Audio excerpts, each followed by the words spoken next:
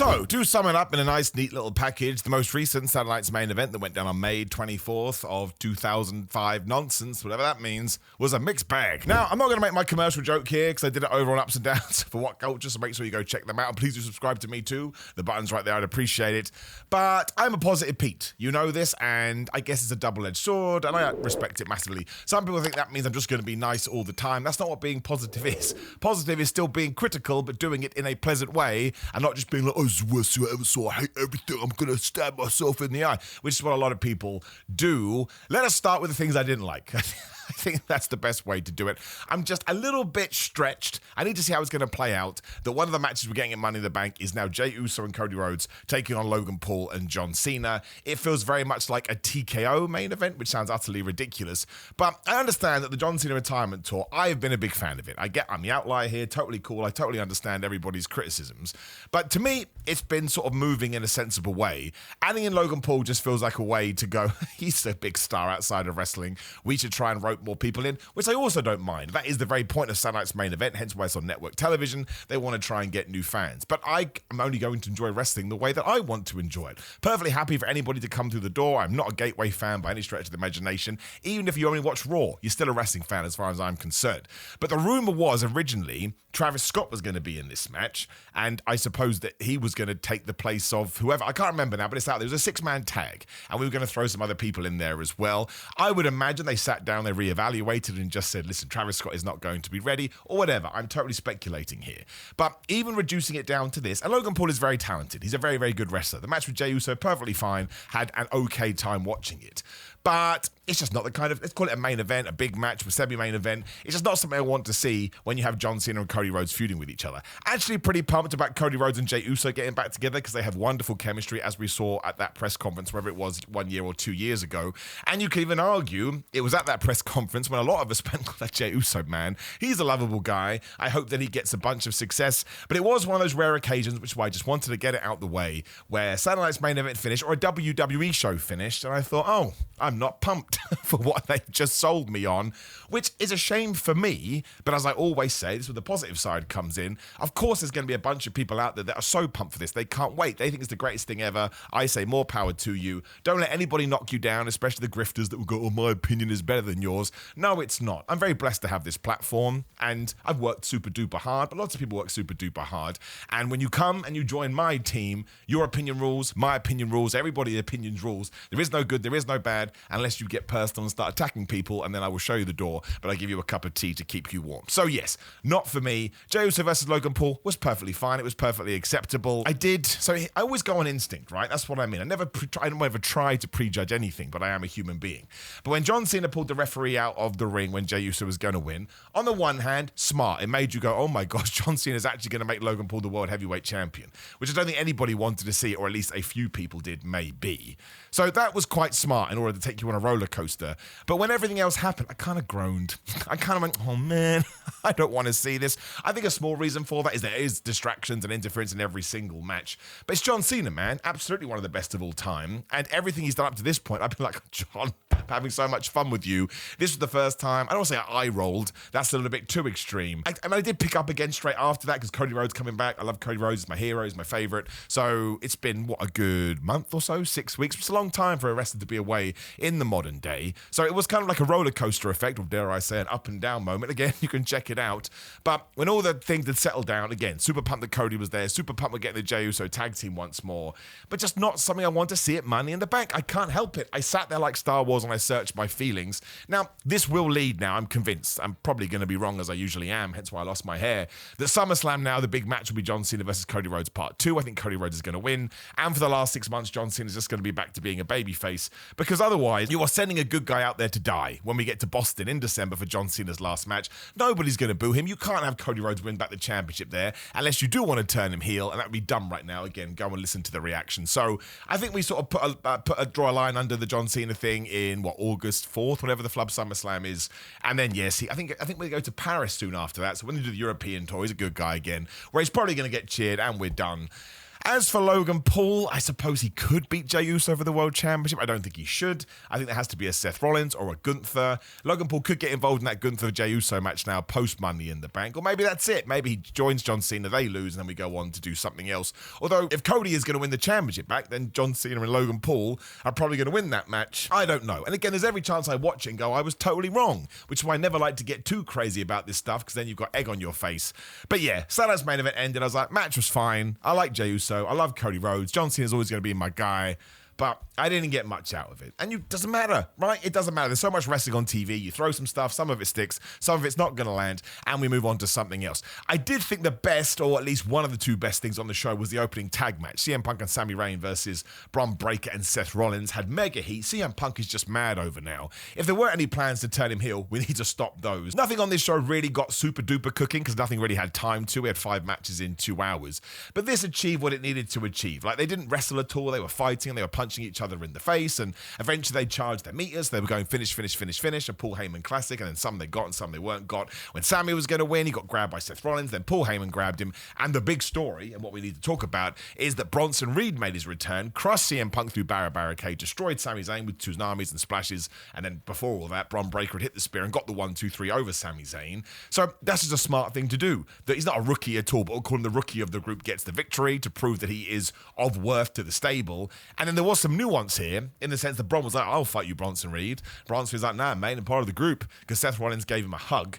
And I would imagine that is going to come back in 6 months to a year whenever we want to start teasing that Bron Breakker is going to leave. He'd be like, you didn't tell me, Seth. I was meant to be your first choice, and now I'm a sad panda. So just good pro wrestling. It doesn't matter that Sami Zayn got beat. It's sad to say that Sami Zayn got beat a lot, but there was an asterisk here too, because Bronson Reed got involved. And I just really like Bronson Reed, and I'm glad he's been put in this kind of position. I never picked him for the third man when we were trying to make predictions, because I'm an idiot. I suppose I wasn't sure when he was ready to go again. It doesn't matter though. This was exactly the right thing to do. And some people are like, well, this doesn't make any sense, Simon, because him and Seth Rollins had a feud. We got to wait till Raw. I'm not going to get mad about something that at the moment is basically a ghost, but even I can justify it, and I'm a moron. He either says, yeah, he did kick my ass, he did try to kill me, so I'd rather he was on my side, or he says, I hate CM Punk so much. He's the number one enemy of my Tootsie Toes. I will be friends with anybody else if it means getting to him. And let's face it, Bronson Reed did run him down. So that's perfectly fine with me. And look at the group from an Evolution 2.0 standpoint. You've got Paul Heyman in the Ric Flair role, although he's not going to wrestle, so it's kind of different. Triple H is Seth Rollins. Batista, I suppose, is now Bronson Reed, and Randy Orton is Bron Breakker. I think that works. It did wonders for them. Randy Orton right now is at GOAT levels, and Batista is flipping in Hollywood making amazing movies, and he's still underrated to this day. He was such a good wrestler. So I loved all of this. Doesn't hurt CM Punk, doesn't hurt Sami Zayn. We're obviously going to build up to some kind of singles match or some kind of crazy match we're not thinking about right now. Kind of interesting because Roman Reigns isn't there. We know that Sami Zayn and CM Punk are going to have to be back in the world title feud soon, along with Seth Rollins and maybe a Bron Breakker down the line. Just really well thought out stuff. Probably not something you have to get out of your way to see, but you can check the highlights out. If Saturday's main event is there to move stories onwards, I thought this did a really good job, and the fans were into it too, which is a huge deal. So yeah, if you have, it can't be that long, at 12 minutes. I didn't time these things because I'm not crazy. I meant to mention at the start of the thing, way too many adverts. I was going to do my skit here, but I did do it on ups and downs. That's right, I made an advert and it interrupted the YouTube video. I can't help it. I'm a child. Every year I get older, I realise age is but a number, and I'm always going to be an absolute loon deep down in my tum-tum. But it was too many, and I find it hard to criticise. I am repeating myself on some other videos now, forgive me. But advertising is just a part of television. Like, I know it's going to be there, but at the same time, there can be too much and it can annoy me. These two things can be true. So I can understand it on one side and also be like, oh my gosh, this is absolutely wearing me out. And to kind of carry on a little bit of the Debbie Downers, excuse me, Chelsea Green and Zelina Vega for the US Championship, I don't even think it's their fault. I just think WWE is doing nothing with this title. Ever since Chelsea Green won it, she wasn't in a proper feud. Then she randomly did it to Zelina Vega, and Zelina Vega hasn't done anything. She's randomly back in a match with Chelsea Green, and though Chelsea Green hasn't won anything, there's no sort of in-ring promos, or there's not like a tournament, or there's not like productive matches. So the crowd were just super dead, and that hurt this massively. I'm not going to get on Zelina Vega's case because she accidentally screwed up the 619. I have wrestled before. I never injured anyone, which I'm very, very proud of, but I've seen it happen, and people have injured me. And it's nothing to do with them. Things just fall apart because it's two bodies trying to work in tandem. One thing goes wrong, you make an instinctual error, and then yes, somebody can get hurt, but everybody understands those risks. If Chelsea Green comes out and says something different, that changes the conversation. conversation. But for a man that has been in the ring, I can tell you, sometimes these things happen. Doesn't make you a good wrestler, doesn't make you a bad wrestler, unless it continually happens all of the time. But again, that's not the chat we're having today. So I don't want to get in anybody's case. Every time you step in that ring, you can get a broken nose, you can get a broken arm, or worse things can happen. I got dropped on my neck recently, and that was nobody's fault either, and it was flipping terrifying. First time in 10 years that's ever happened, but it just goes to show. So no shade on Zelina Vega. What upset me more, as long as Chelsea Green is okay, I think she broke her nose, which sucks, of course it does, is that this just, to use wrestling terminology, had no heat. And that's not fair on these two, because it could do, and they had 5 minutes. What can you do in 5 minutes? They did do this powerbomb on the floor, which was super gnarly, and Zelina Vega looked like she was dead. And the finish was cool, that code red for the middle rope, or whatever you want to call it, looked really good. CM Punk busted out a code red as well, by the way, which I think was a tribute to Darby Allin, who just climbed Mount Everest. The crazy people on the internet trying to make out that's not the coolest thing ever. I mean, literally, it's the coolest thing ever, because you went to the top of the mountain. You are never allowed to come into my house and tell me someone that climbed Mount Everest doesn't deserve all the praise in the world. That is a feat, dude. There's only like a select few people in history that have done that. People have died trying to climb Mount Everest. So Darby Allin has all my respect for the rest of days. But yeah, code red 1, 2, 3. But it's just like, man, why did we even do this? And why doesn't Chelsea Green get more minutes sort of in the ring doing her thing, especially because the Secret Service are entertaining, and on an episode of SmackDown that's 3 hours long, that is way too drawn out. And Zelina Vega's not really cut one massive promo, at least consistent promos after the fact, to tell her why it means so much for her to be the champion. So you have no reason to cheer her, right? You have to have a reason to cheer people. So they're just not being put in that position. So I don't understand what we're doing with this title. And it did fall flat. And I'm not putting that on the wrestlers at all. What was there? I mean, they only got announced 12 hours before the match itself, 24 hours max. Then by the end of it, I was just like, well, shrug emoji. I don't know what to do with this now. So I don't want to say disappointing, because that sounds a little bit disparaging. Maybe it was disappointing, I've said. I don't know. Let's go with disappointing. Like a mum, I'm very disappointed in you, but I'm not, because it's wrestling, and they're great, and they'll do absolutely fine. I just think we can do more with them. Of course, I really like John Cena versus R-Truth. Look at me. I'm an absolute moron. R-Truth coming out to John Cena's theme music. The t-shirt that said Ron Cena, I'm absolutely going to buy, and I should have done already. More shame on me. John Cena just jumping in. How long was this? Like 7 minutes? I may be exaggerating. But the 5 moves are doing from John Cena. The 5 moves are doing from R-Truth. R-Truth got a 1-2 ooh off an AA. He applied the STFU. And I quite like the finish too. I don't know if we're reading into it too much. But John Cena gets the belt after posting R-Truth and decides, I'm going to hit you with this. And then maybe or maybe not, he has second thoughts, because he is going to go back to the good side. Given that I think he is going to be back a heel after SummerSlam, we probably will tie it in. But he still kind of also used this as a Jedi mind trick. So the referee got rid of it, and then what did John Cena do? He kicked R-Truth right in the dick, hit the AA 1, 2, 3. So you can argue this both ways. Maybe he planned that out, knowing, well, people are on to me now. I need a new plan. But then also, again, it is getting to his heart, his tum-tum, his tootsie toes, and he's a good guy deep down. He regrets what he's done. Although we probably need to cut more promos that lean into that. There are gaps to this story, sure. I've told you before. The fact we even got here is John Cena as a heel and R-Truth as the babyface. I just love R-Truth. And I hate this term, but it is true. The irony. I just felt he deserved it. And I would love it if we could have made it super duper serious as well, because I thought the promo that Truth cut on SmackDown was so damn good. But I was sports entertained, to use a word that should rightfully wind you up. This was if we consider this sports entertainment, and we consider the Logan Paul John Cena tag match sports entertainment, I do think all of it needs to exist. You can't pick and choose, especially for one person. But the R-Truth stuff is more of my style. Goofy wrestling for life. I was just overjoyed, and I was happy even though R-Truth lost. And even if we don't see him for a few weeks, it's okay. And there's a reason R-Truth has survived in that company as long as he has. It's because he's just the most chameleon pro wrestler ever. It was fine. It was good. And then after this, you did have John Cena and Jey Uso talking in the back, and John Cena basically being like, I'm going to come and screw you. So it was kind of nice that it added jeopardy. But I think I was more worried, like genuinely worried, like Simon Miller worried that Logan Paul was going to win. I was like, I can't enjoy this. I can't enjoy this at all. People are going to be so mad at me. Drew McIntyre versus Damian Priest. Also a match I have two very specific things about. This show was weird. Maybe it's just me, which I totally understand. They are great together. Their chemistry is awesome. I didn't think Damian Priest was going to win, so that added a certain, oh my gosh, I can't believe it. It was rough. It was brutal. They punched each other. They used chairs. They were throwing each other into the steel cage. It tied back into WrestleMania because Damian Priest was going to get Claymore kicked in the corner into the chair by Drew McIntyre, but he moved. Again, we went finisher kick, finisher kick, finisher kick. We had a superplex. Like, they're big guys as well, which I imagine has to make all the landings even more horrible. But essentially, after Damian Priest had gotten out the way of the Death Claymore, you know, he hits a big move. He hits him with a chair, or he stabbed him with a chair in the throat. And then he hits the concerto, which I thought was awesome because Michael Cole said that's what he did to Edge in order to take him out of the Judgment Day, which was the big thing that allowed Damian to get to where he was when he walked out of the cage. Now, listen, He should have just walked out of the cage. We shouldn't have made a big deal out of it. Jesse Ventura melting down, going, I can't believe this is such an embarrassment. You could have kept all of that. All of it was fine. He's the heel commentator. Damian Priest has a way about him. He can get away with anything, man, because he's a cool dude. Where Michael Cole had to go, no. He laughed ups and downs as well. He's doing this because he's trying to embarrass Drew McIntyre. Like, that doesn't make any sense. What do you mean? He just hit him with a concerto, so he's dead. The best way to quote-unquote embarrass an opponent, that wouldn't be embarrassing after just shot them in the skull, would be to pin them. That's the ultimate victory. This just allows Drew McIntyre to come back, go, well, you didn't beat me, you walked out the cage. Why didn't you pin me? Maybe I would have kicked out. Now, he wouldn't have kicked out, but we don't know because we didn't get the evidence. So I understand why we did this from a booking standpoint. At least I presume I do. Who knows? I don't work backstage, so I could be completely wrong. But it does protect Drew McIntyre somewhat because we didn't see a visual pinfall. And in the world of wrestling, for some reason, a visual pinfall apparently is death. You're buried. There's no coming back. Apparently, Drew McIntyre had to take some time off, so it was good that Damian Priest got the victory. I hope he's okay. I think he's a bit banged up. He was talking about not being able to move his neck.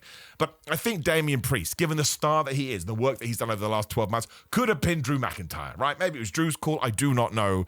But even then, it would have been fun without that stupid phrase by Michael Cole. And I think Michael Cole is awesome, by the way. He's come into his own the last few years. Absolutely the commentator we should have had since 2001, wherever the flub it was. The dude is great. But I don't need some bizarre explanation. Just say you don't understand. You're embarrassing. You're going to embarrass him by not pinning him. What do you mean? He's right there to be pinned. He pinned you at WrestleMania. Why didn't Drew McIntyre just leave? Why didn't he do the Death Claymore at WrestleMania? Why am I getting so bad? It's joke mad. But why didn't he do the Death Claymore and just walk off? Why not? Oh, you're embarrassed now. No, he pinned him, and Damian Priest should have pinned him here. And then listen, when Drew McIntyre is back, if you really need Drew McIntyre to win this feud, just do one last match. I can handle that if it's booked right and you come up with a good story. And the surprise of Drew coming back is like, oh, I am shocked.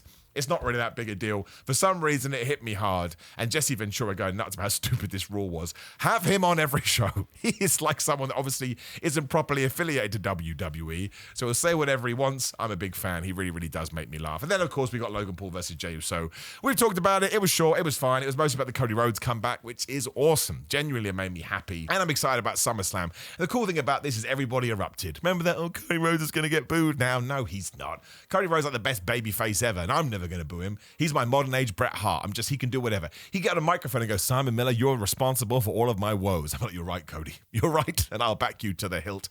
So would I advise watching this if you have a couple of hours? Maybe we put it on YouTube and watch it on 2-speed. The Punk stuff, absolutely. The cage match, absolutely. You can laugh at the ending. Everything else is kind of just sort of there. I mean, it is nice. I mean, it's free. It's not like we had to pay any money for it or anything like that. But I do kind of have this weird feeling in my tum-tum that maybe there's too many WWE shows at the moment. And that's why we've got this tag match, right? So, oh my gosh, we've got a pay-per-view in 2 weeks, a PLE in 2 weeks. What do? We'll do some crazy sort of creative over-the-top tag, which could be good. But I don't want to say it's not for me. There were elements that are not for me. And it's been a while since I've said that about WWE, and that rhymes, so it must be true. But listen, Raw could be awesome. SmackDown could be awesome. The Bronson Reed thing I'm super excited about. I'm always going to support heel John Cena. So again, in 2 weeks' time, I could have forgotten about this and actually been quite excited for Money in the Bank. The good thing about Money in the Bank, if you pick good women and men Money in the Bank winners, you kind of forget about a lot of the stuff that came beforehand too. So that's how I feel about it. What's the word? In the middle event? Is that right? Thumbs middle or something like that? I'll call it a 5 out of 10. You should call it a 5 out of 10, but in the modern world, that means bad. A 7 out of 10. Don't question it. It's 2 + 2 = potato. I want to know what you think about this. That's the most important thing. I think it's a really interesting event to talk about because you can go either way with it. So drop me a comment below. When you're down there, please do like the video, share the video, and subscribe, notification bell. You know the deal. It really helps the channel. Click the video on the screen, which is me talking about the Wyatt 6. Should you want more interesting facts from me? That was a weird way to say that. Otherwise, gridofmine.com/Simon. You can Simon get 10% off tomorrow. It's a big holiday in America. As you know, it's Memorial Day.